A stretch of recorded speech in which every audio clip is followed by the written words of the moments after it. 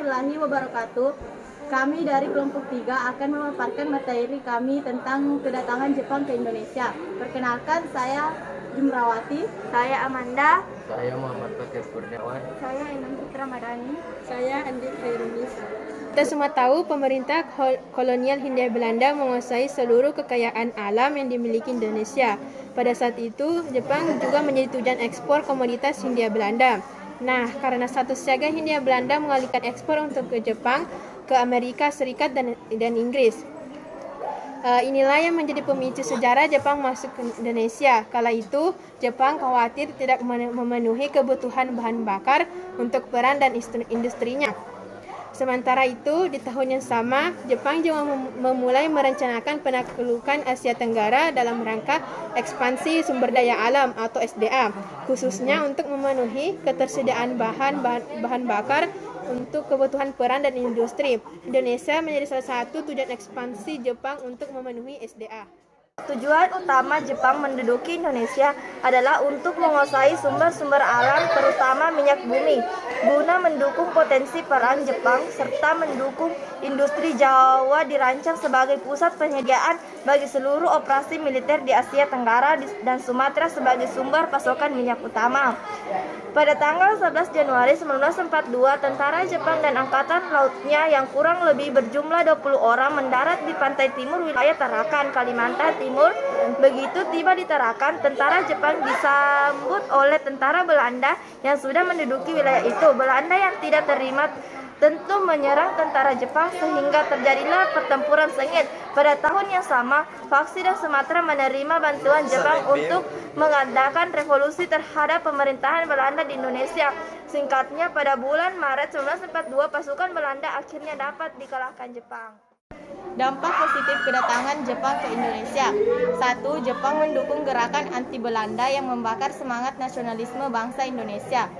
2. Jepang membolehkan bahasa Indonesia sebagai bahasa komunikasi nasional. 3. Jepang menganalisis pembentukan strata masyarakat hingga paling bawah yaitu RT atau rukun tetangga, atau yang dalam bahasa Jepang disebut tonarigumi. Ketiga, Jepang ikut mengunggah rakyat membentuk BPUPKI dan PPKI sebagai persiapan kemerdekaan Indonesia. 4. Jepang juga menganalisis pendirian koperasi dan sekolah untuk kepentingan rakyat Indonesia. Budaya Jepang yang disiplin diperkenalkan dalam kegiatan upacara bendera di sekolah. Tentara Jepang bersedia melatih dan mempersenjatai pemuda Indonesia. Awalnya untuk kepentingan Jepang, tapi akhirnya dipergunakan pemuda bangsa Indonesia ini untuk melawan Jepang.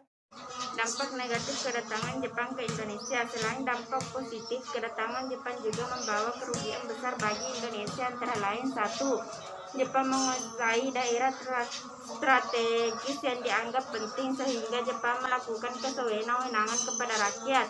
Banyak rakyat Indonesia mengalami siksaan fisik, penahanan tanpa alasan, perbudakan seks hingga hukuman mati. 3. Jepang menerapkan sistem kerja paksa Romusha. Sistem ini sangat tidak manusiawi dan menyebabkan banyak korban meninggal dunia. 5.